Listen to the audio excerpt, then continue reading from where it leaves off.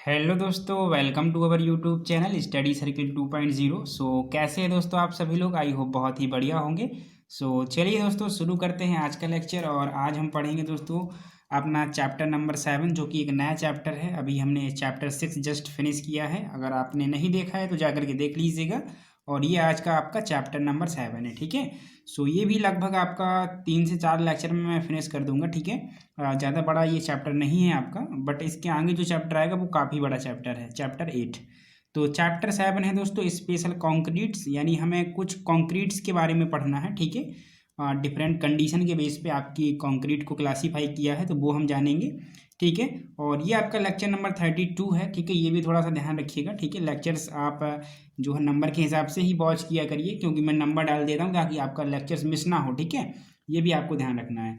Okay, तो एक बार थोड़ा सा मैं सिलेबस दिखा दूँ पहले आपका, कि चैप्टर 7 में आपका बुक में क्या क्या दिया है, और फिर उसके बेस पे हम स्टडी करेंगे, ठीक है। चलिए, तो चैप्टर 6 जस्ट फिनिश कर लिया, चैप्टर 7 ये रहा आपका। तो चैप्टर 7 में दोस्तों आपका दिया है स्पेशल कॉन्क्रीट्स। कुछ कॉन्क्रीट्स के बारे में आपको पढ़ना है। तो सबसे पहले यहाँ पे आप कॉन्क्रीट्स पर आइए 7.2 से। तो सबसे पहली जो कॉन्क्रीट आपको पढ़नी है वो पढ़नी है आरएमसी, जिसको हम कहते हैं रेडी मिक्स कॉन्क्रीट। फिर इसके बाद आपको पढ़नी है फाइबर रेनफोर्स्ड कंक्रीट। फिर पॉलीमर कंक्रीट क्या होती है, इसके बाद फ्लाई एश कंक्रीट क्या होती है, सिलिका फ्यूम कंक्रीट क्या होती है, और सेल्फ कॉम्पैक्टिंग कंक्रीट क्या होती है। तो ये पहले तो 6 से 7 कंक्रीट आप पढ़ेंगे, ठीक है। इसके बाद आपको 3 टॉपिक यहाँ पे पढ़ने हैं, ध्यान रखिए।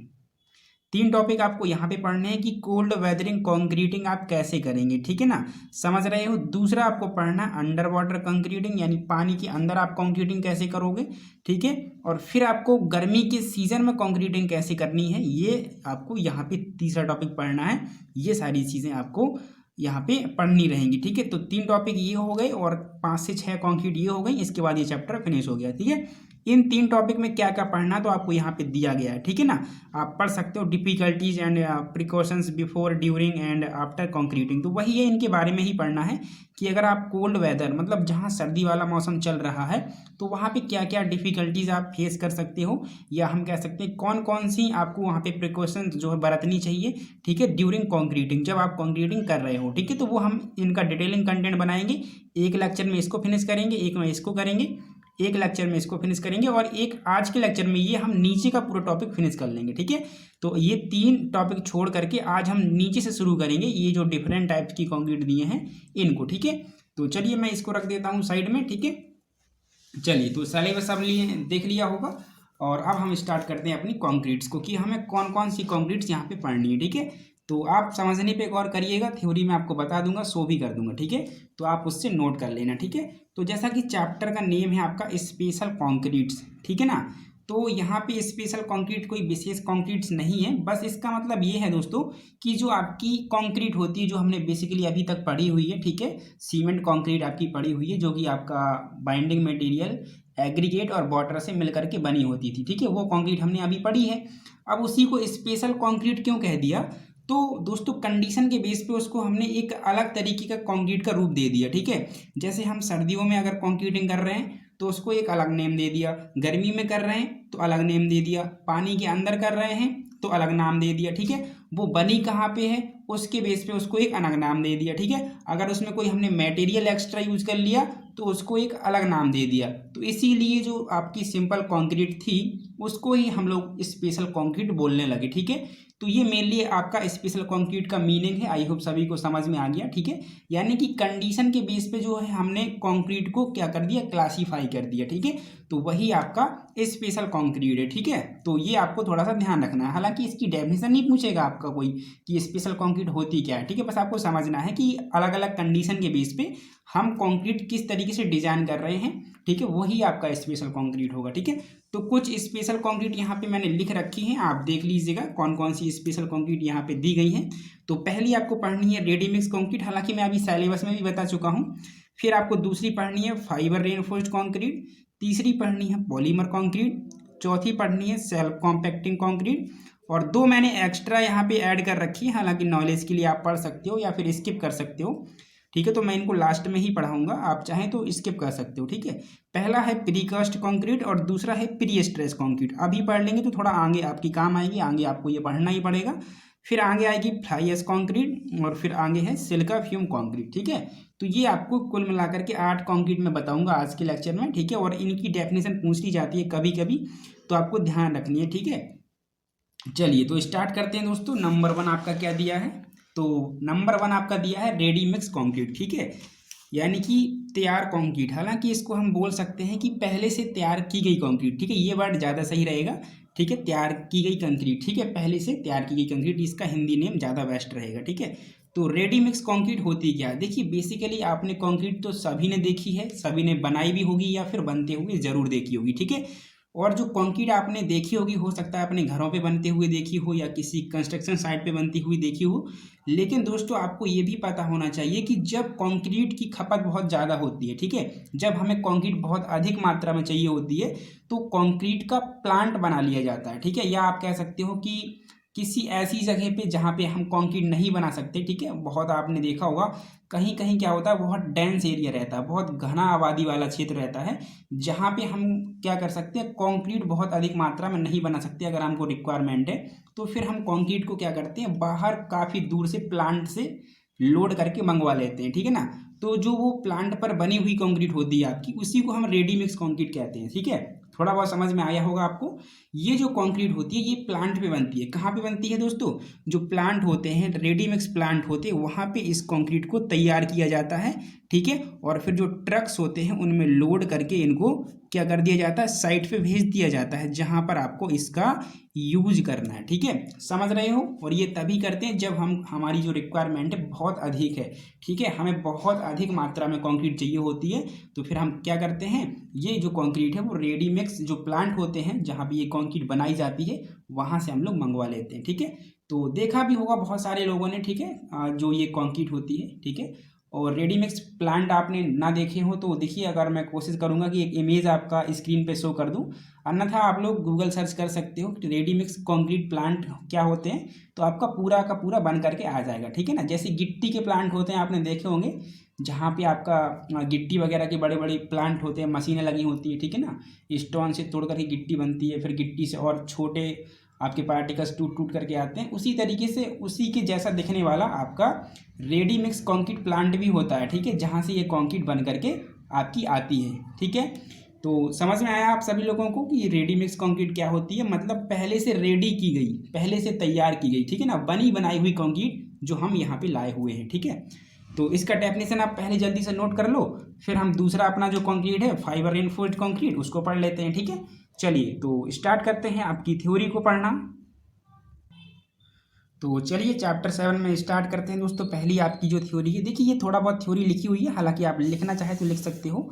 यहाँ पे मैंने लिख रखा है, जब सामान्य तापक्रम से जो तापक्रम है वो आपका परिवर्तित हो जाता है। ठीक है, कभी तापक्रम ज़्यादा कभी कम, तब क्या है आपका लिखा हुआ है कि कंक्रीट कार्य थोड़ा मुश्किल हो जाता है। ठीक है, जिसके लिए कंक्रीट को कुछ परिस्थिति के अनुसार डिजाइन किया जाता है, जिसमें कुछ कंक्रीट स्पेशल है। ठीक है, तो वही मैंने बताया था अभी कि हमारा कंडीशन के बेस पे हम कंक्रीट को डिजाइन कर लेते हैं और उसी को हम लोग कहते हैं स्पेशल कंक्रीट। ठीक है, तो ये कुछ कंक्रीट दी थी आपकी अकॉर्डिंग टू सिलेबस। चलिए अब मैं आपको बताता हूँ आरएमसी रेडी मिक्स कंक्रीट। ठीक है, तो कुछ थ्योरी कुछ पॉइंट्स मैंने यहाँ पे नोट कर रखे हैं, आप चाहें तो लिख सकते हैं। ठीक है, यहाँ पे लिखा है ये बेचिंग प्लांट पर तैयार की जाती है। ठीक है, तो वही बेचिंग प्लांट के बारे में बात कर रहा हूँ, जो कंक्रीट के बड़े बड़े प्लांट होते हैं जहाँ पर आपकी कंक्रीट बना ली जाती है। ठीक है, और फिर जो ट्रक्स होते हैं आपके, उनमें लोड करके साइट पर भेज दी जाती है। ठीक है, तो उन प्लांट को कहते हैं हम लोग बैचिंग प्लांट। ठीक है, अभी आगे पढ़ाएंगे आपको। तो बेचिंग प्लांट पर ये कंक्रीट क्या करी जाएगी, तैयार करी जाएगी। ओके, अगला पॉइंट लिखा हुआ है, छोटे मोटे निर्माण कार्यों में जहां कंक्रीट संगठनों के डालने की सुविधा ना हो, वहां पे खास करके इसका विशेष करके यूज किया जाता है। वैसा मैंने बताया भी था कि जो बहुत डेंस एरिया होते हैं, बहुत घने आबादी वाले क्षेत्र होते हैं, जहाँ पर जगह ही नहीं है कि हम लोग कहाँ पे गिट्टी डालें, कहाँ पे बालू डालें, कहाँ पे हमारी मशीनें आएंगी, कहाँ से क्या होगा, तो ऐसी जगह पे फिर हम क्या करते हैं, सीधा बनी बनाई कंक्रीट ही मंगवा लेते हैं। ठीक है, और वो हमारी आती है बेचिंग प्लांट से। ठीक है, तो ये आप लिख सकते हो। आगे लिखा है, इसे प्लांट से ट्रक अथवा अन्य वाहनों से लाया जाता है। ठीक है, तो ये आपके 3 पॉइंट मेन है, आप यहाँ पे नोट कर सकते हो इससे रिलेटेड। ठीक है, और भी आगे पॉइंट लिखे हुए हैं वो भी आप नोट कर सकते हो। ठीक है, चलिए तो मैं क्या करता हूँ, अब इसको स्किप करता हूँ। अब आपका जो आगे दिया है फाइबर रेनफोर्स्ड कंक्रीट, उसको जल्दी से समझा देता हूँ, फिर आप थ्योरी लिख लेना। ठीक है, पहले समझ लीजिए फिर थ्योरी लिख लीजिए, तो काफ़ी ईजी हो जाएगा आपके लिए। ओके दोस्तों, चलिए चलिए दोस्तों, तो समझते हैं अब हमारी दूसरी कंक्रीट, और दूसरी कंक्रीट का नाम है हमारा फाइबर रेनफोर्स्ड कंक्रीट, यानी कि रेशा प्रबलित कंक्रीट। ठीक है, आप सभी लोगों ने तो आरसीसी तो सुना ही होगा, रेनफोर्स सीमेंट कंक्रीट। ठीक है ना। पहले तो आपने सुना था प्लेन सीमेंट कंक्रीट, मतलब ऐसी कंक्रीट जिसमें रेनफोर्समेंट नहीं दिया था, मतलब सरिया वगैरह नहीं डाली थी। लेकिन जब सरिया वगैरह डाल दिया जाता है तो उसको हम कहते हैं रेनफोर्स सीमेंट कंक्रीट। ठीक है, लेकिन क्या आपको पता है ये सरिया क्यों डाला जाता है? अगर ये पता कर लेंगे ना तो फिर ये समझ में आ जाएगा अच्छे से। देखिए, आपका ये सरिया डाला क्यों जाता है। सबसे पहले तो देखिए, आपने जैसे मान लो कंक्रीट से कोई स्ट्रक्चर बना दी। ठीक है, सपोज हमने ये बीम बनाई। ठीक है, ये कंक्रीट के साइन आप बना लेना जल्दी से, मैं बस फिल कर देता हूँ। ठीक है, टाइम नहीं है हमारे पास उतना। सपोज मैंने ये बीम बनाई। ठीक है, और इस जब बीम पे लोड आएगा आपका क्या आएगा, लोड, तो ये इस तरीके से बैंड करेगी। किस तरीके से? इस तरीके से बैंड करेगी। ठीक है, इस तरीके से ये बैंड करेगी। तो आप देख सकते हो कि ये जो बीम थी आपकी, इसमें ऊपर दोस्तों कंप्रेशन हो रहा है और नीचे टेंशन हो रहा है। हो रहा है कि नहीं हो रहा? मतलब ऊपर ये दब रही है ऐसे, लेकिन नीचे से फैल रही है ऐसे। आप देख सकते हो ये नीचे फैल रही है ऐसे और ऊपर कंप्रेस हो रही है। और आप सभी लोग जानते हो कि जो कंक्रीट होती है उसकी कंप्रेसिव स्ट्रेंथ तो अच्छी होती है, लेकिन टेंसाइल स्ट्रेंथ क्या होती है? कम होती है। ये सबको पता है। ठीक है ना। तो अब जब ये स्ट्रक्चर आपकी टेंशन में आएगी नीचे, तो आपको पता है कि कंक्रीट टेंशन में वीक होती है, तो ये यहाँ से टूटने लगेगी, इसमें क्रैक्स आ जाएंगे। ठीक है ना, चटक आएगी और ये ब्रेक होके टूट जाएगी। ठीक है ना। तो इसी से बचने के लिए हम इसमें रेनफोर्समेंट डालते हैं, सरिया डालते हैं। ठीक है, जो छड़ होती हैं लोहे की, वो हम इसमें प्रोवाइड करते हैं। किस लिए? ताकि टेंशन में हमारी जो स्ट्रक्चर है वो मजबूत हो जाए, जो कंक्रीट है हमारी वो टेंशन में मजबूत हो जाए। तो जब हम सरिया डालते हैं तो उसको कहते हैं रेनफोर्स सीमेंट कंक्रीट, लेकिन जब फाइबर डालते हैं तो उसको कहते हैं फाइबर रेनफोर्स कंक्रीट। ठीक है, समझ में आ गया। बट डालते क्यों हैं तो वो आपको समझ में आ ही गया होगा कि कंक्रीट टेंशन में वीक होती है, इसकी स्ट्रेंथ जो है वो टेंशन में बढ़ जाए, इसलिए हम क्या करते हैं, फाइबर रेनफोर्स कर देते हैं इसको। समझ में आ गया। जब सरिया डालते थे तो हम लोग उसको बोलते थे रेनफोर्स सीमेंट कंक्रीट, अब फाइबर डालेंगे तो उसको बोलेंगे हम लोग फाइबर रेनफोर्स्ड कंक्रीट। ठीक है, फाइबर डालेंगे। ठीक है, ऐसे पदार्थ डाल देते हैं जिसमें फाइबर होते हैं, रेसे होते हैं। ठीक है, क्या होते हैं? रेसे होते हैं, वो हम लोग डाल देते हैं इस कंक्रीट में, तो उसको बोलेंगे फाइबर रेनफोर्स्ड कंक्रीट। रीजन सबको समझ में आ ही गया होगा। ठीक है, क्यों डालते हैं। ठीक है, चलिए, तो अब इसकी थ्योरी भी आप लोग जल्दी से नोट कर लीजिए, मैं आपको शो कर देता हूँ। तो देखिए दोस्तों, आपका ये सेकंड है फाइबर फाइबर रेनफोर्स्ड कंक्रीट। इसमें क्या लिखा है? इसमें कुछ पदार्थों की रेसे यानी कि फाइबर कंक्रीट की टेंसाइल स्ट्रेंथ को बढ़ाने के लिए डाले जाते हैं। तो मैंने समझा दिया, लोड आएगा तो उसमें जो आपका स्ट्रक्चर होगा उसमें ऊपर होगा कंप्रेशन, नीचे होगा टेंशन, मतलब नीचे फैलेगी। तो जहाँ फैलेगी मतलब टेंशन हो रहा है, और टेंशन में हमारी कंक्रीट वीक होती है, तो उसी की सामर्थ्य बढ़ाने के लिए, टेंशन में सामर्थ्य बढ़ाने के लिए हम लोग ये फाइबर के रेसे डाल देते हैं। ठीक है, चलो, अब फाइबर के रूप में क्या क्या डाल सकते हैं? तो देखिए, इस्पात डाल सकते हो, स्टील। ठीक है, ये लिखा हुआ एस्बेस्टम। ठीक है, ये सही कर लीजिए। पॉलीप्रोपिलीन डाल सकते हो, नाइलॉन डाल सकते हो, नारियल के छिलके वगैरह डाल सकते हो, या फिर आप ग्लास डाल सकते हो। इतनी चीज़ें फाइबर के रूप में आप डाल सकते हो। ठीक है, और इस कंक्रीट का उपयोग कहाँ करते हैं तो आपका लिखा हुआ है हवाई पट्टियों की ऊपरी परतें बनाने में, औद्योगिक भवनों के फर्शों में आप इसका यूज कर सकते हो, पुलों के पाटन में। ठीक है, जैसे आपका पुल है ना, देखिए मैं बना भी देता हूँ, थोड़ा बहुत हिंट कर देता हूँ। ये आपका पुल है, तो ये इसका कंस्ट्रक्शन करने में इस तरीके से, ठीक है, ये तैयार करने में। नहरों के आस्तरण में, जैसे ये आपकी कैनाल हो गई, मतलब नहर हो गई, तो नहरों का ये अस्तर देने के लिए ये आप आगे पढ़ेंगे अभी इरिगेशन में, तो वहाँ समझ में आएगा। ठीक है, कृषि इंजीनियरिंग में पढ़ेंगे आप, ये इसकी लाइनिंग कहलाती है ये। ठीक है, नहर की। तो इन सब में करने के लिए हम इस तरीके की कंक्रीट का यूज करते हैं। ठीक है, तो ये भी समझ में आ गया होगा, रेशा प्रबलित कंक्रीट यानी कि फाइबर रेनफोर्स्ड कंक्रीट। ठीक है, ये एक ऐसी कंक्रीट होती है जिसमें रेनफोर्समेंट के रूप में यानी प्रबलन के रूप में रेशों का यूज किया जाता है, और ये इसलिए यूज किए जाते हैं ताकि कंक्रीट की जो हमारी टेंसाइल स्ट्रेंथ है, जो तनन सामर्थ्य है, वो बढ़ जाए। क्योंकि हमारी कंक्रीट कंप्रेशन में तो अच्छी होती है, बट टेंशन में वीक होती है, यानी कमजोर होती है। ठीक है, चलिए, तो स्किप करो इसको भी, जल्दी से बढ़ते हैं। हमारा जो नेक्स्ट यहाँ पे कंक्रीट दिया गया है, तो चलिए दोस्तों देखिए तीसरा कंक्रीट, तीसरा दिया है दोस्तों पॉलीमर कंक्रीट। ठीक है, इसको हिंदी में पॉलीमर कंक्रीट ही कहते हैं।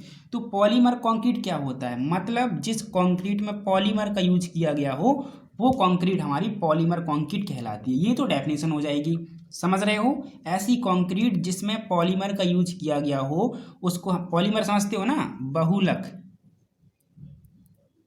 ठीक है, ऐसी कंक्रीट जिसमें हमने क्या किया है, पॉलीमर का यूज किया है यानी बहुलक का यूज किया है, वो हमारी हो जाएगी पॉलीमर कंक्रीट। लेकिन अब रीजन समझना है कि इसका यूज क्यों किया, क्या जरूरत पड़ी हमको कि हमें पॉलीमर का यूज करना पड़ा। ठीक है, तो आप सभी को पता है दोस्तों कि जो हमारी कंक्रीट होती है और उस कंक्रीट से अगर हम कोई भी स्ट्रक्चर तैयार करते हैं, ठीक है, तो सपोज हमने मान लीजिए कोई कॉलम खड़ा करा। ठीक है, ये कॉलम खड़ा करा मान लीजिए हम लोगों ने।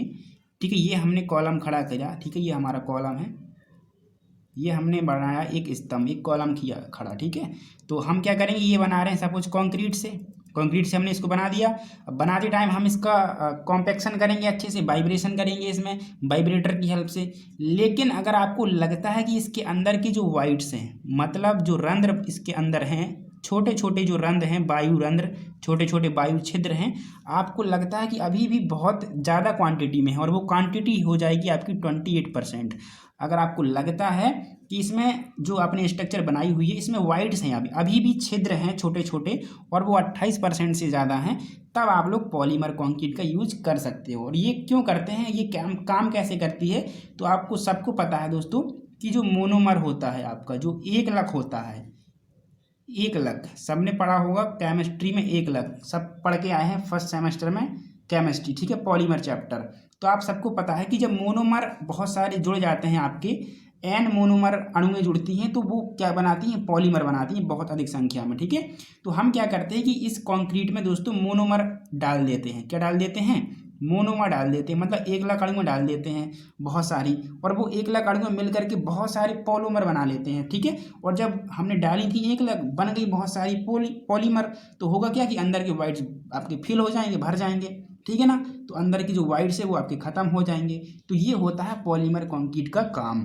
ठीक है, तो रीजन सबको समझ में आ गया होगा कि इसका काम क्या है, क्यों उपयोग करते हैं, ये काम कैसे करती है। ठीक है, तो पॉलीमर कंक्रीट वो कंक्रीट होती है जिसमें हम पॉलीमर का यूज करते हैं। ठीक है, और रीजन क्या है, क्यों हम इसको यूज करते हैं, तो कारण सिर्फ इतना सा है कि जब हमें लगता है कि जो हमने कंक्रीट स्ट्रक्चर बनाई हुई है उसमें हमारे क्या हैं, वाइड्स हैं, यानी कि छोटे छोटे वायु छिद्र हैं, तो हम फिर करते क्या हैं कि जो हमारी कंक्रीट है दोस्तों, ठीक है ना, प्लास्टिक स्टेट में मतलब गीली अवस्था में जो कंक्रीट है उसमें हम मोनोमर को मिला देते हैं, जिससे मोनोमर मिल करके कई सारे हमारे पॉलीमर बना लेते हैं, जिससे इस स्ट्रक्चर में बने हुए जो छोटे छोटे वायु रंध्र हैं, वाइड्स हैं, वो फिल हो जाते हैं। ठीक है, यानी कि फिर आपकी स्ट्रक्चर डेंस हो जाएगी, आपकी घनी हो जाएगी, सघन हो जाएगी और इसकी स्ट्रेंथ अच्छी हो जाती है। ठीक है, तो ये आपको ध्यान रखना है और इसका यूज़ तभी करना है जब आपका जो वाइड्स की परसेंटेज है 28%। वैसे अगर आप वाइब्रेटिंग इसकी अच्छे से कर देंगे, इसका कॉम्पैक्शन अच्छे से कर देंगे, तो मुझे नहीं लगता कि आपके वाइड्स बचेंगे। अगर आप लोग कॉम्पैक्शन नहीं करोगे अच्छे से तो वाइड्स जरूर आपके रह जाएंगे। ठीक है,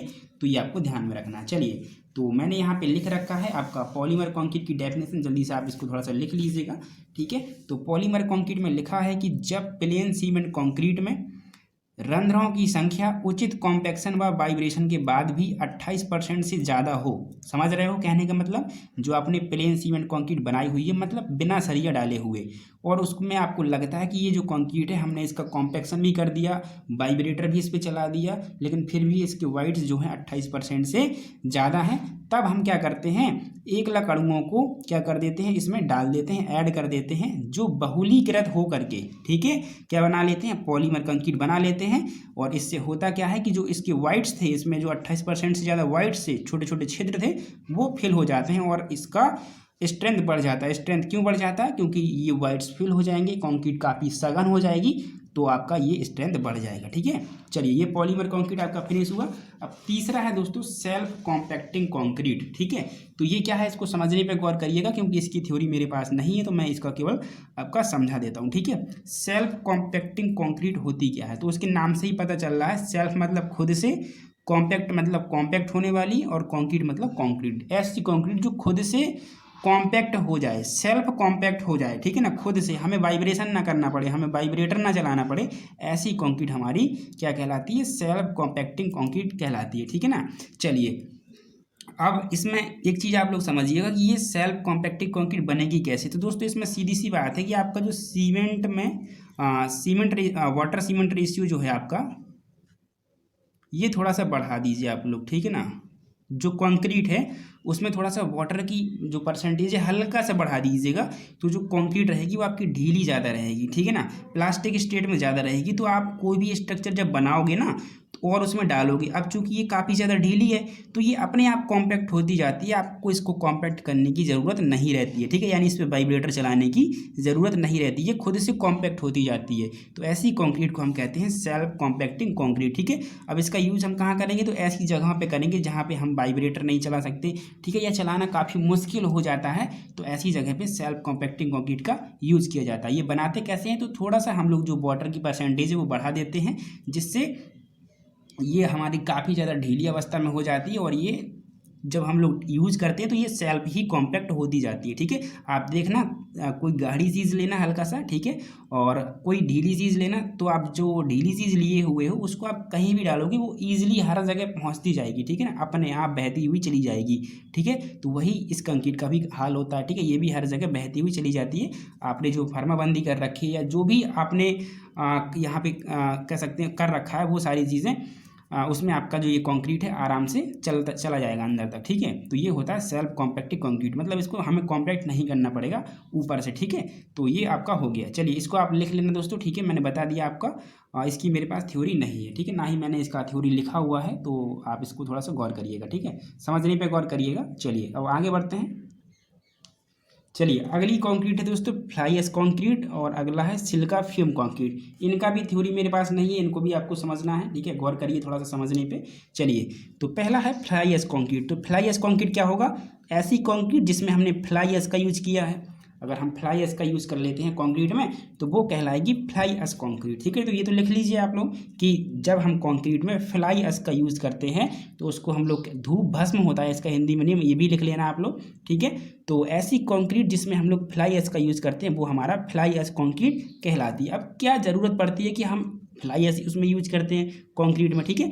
तो दोस्तों हम जानते हैं कि जैसे हम मान लो कंक्रीट बना रहे हैं, तो कंक्रीट में सीधी सी बात है कि हमें बाइंडिंग मटेरियल के रूप में सीमेंट तो यूज करना ही पड़ेगा, ठीक है। और अगर आपको लगता है कि सीमेंट आपके लिए काफ़ी ज़्यादा महंगा है, ठीक है, तो थोड़ा सा इसको किफ़ायती करने के लिए, ठीक है ना, आप क्या कर सकते हो, जो आपका फ्लाई एश आता है उसमें आप लोग क्या करिए, जो सीमेंट है उसकी 15 से 30% मात्रा कम कर लीजिएगा कंक्रीट में जो डाल रहे हो, और उसकी जगह पे आप फ्लाई एश का यूज़ कर लो, ठीक है। किसका यूज़ कर लो, फ्लाई एश का यूज़, क्योंकि ये एक अच्छा बाइंडिंग प्रॉपर्टी रखता है अपने पास। हालांकि अकेला यूज़ करोगे तो ये बाइंडिंग प्रॉपर्टी नहीं दिखाएगा, लेकिन सीमेंट के साथ मिलकर के ये काफ़ी अच्छी बाइंडिंग प्रॉपर्टी दिखाता है, इसलिए आपका सीमेंट भी निकल गया और ये काफ़ी सस्ती भी पड़ती है।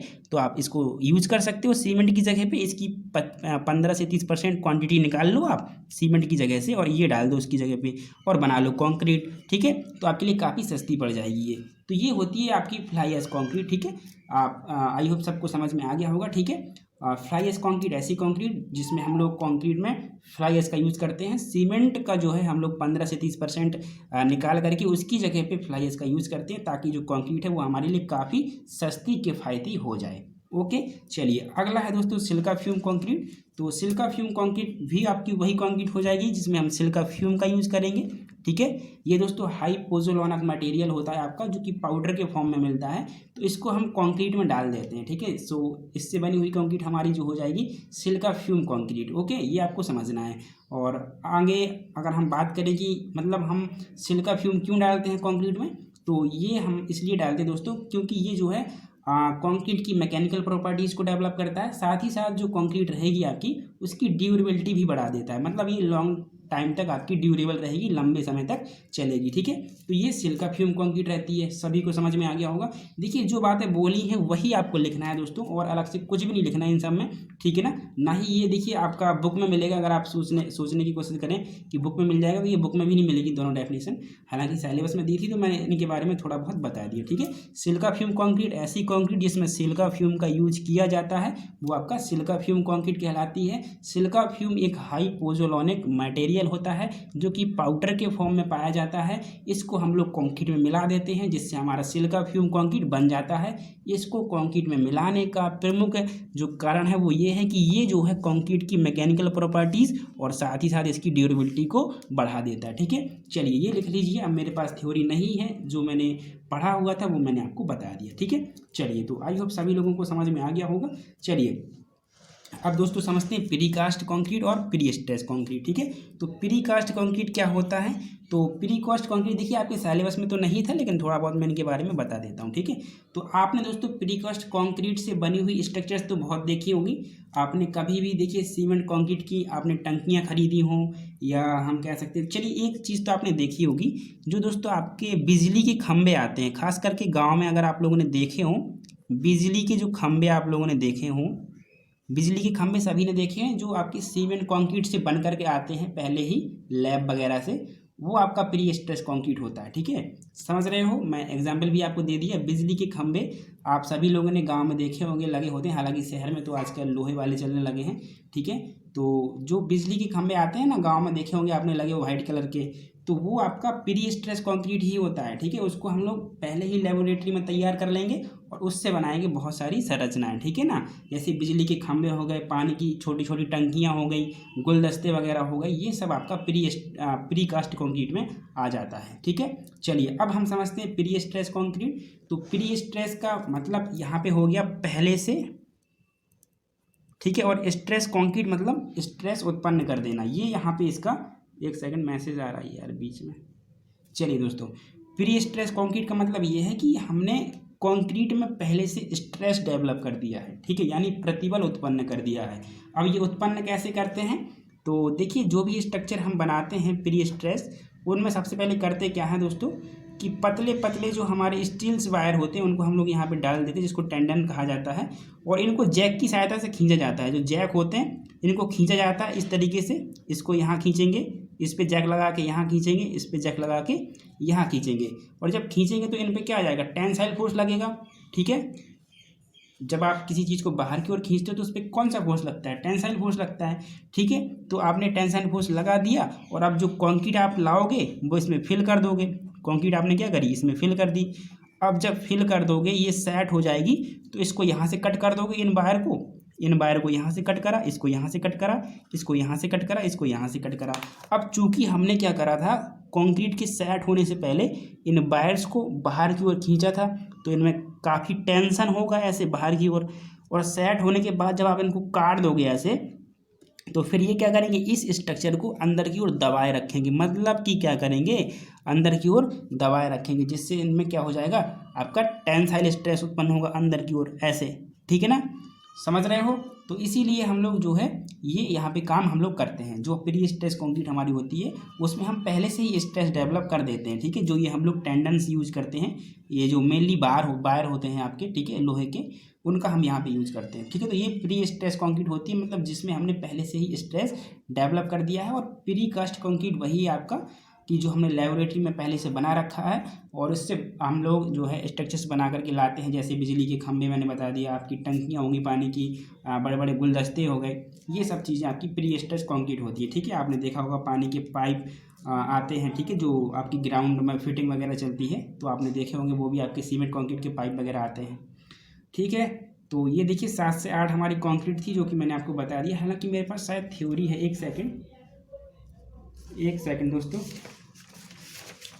हाँ ये देखिए, अभी मेरे पास इन दो का ना थ्योरी है, अगर आप चाहें तो लिख सकते हो इनका थ्योरी। देखिए मेरे पास थ्योरी है precast and prestress concrete का, देखिए ये रहा थ्योरी, तो आप इनको लिख सकते हो। मैं पढ़ दूँ एक बार। पूर्व ढालित कंक्रीट कहते हैं इसको हिंदी में, प्री कास्ट कंक्रीट को।